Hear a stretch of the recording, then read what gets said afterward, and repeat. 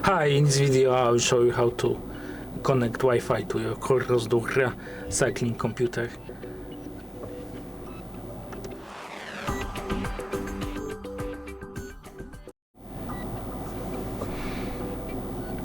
To do that you need to scroll down with the wheel to the system, open it by tapping the wheel, and go to the Wi-Fi.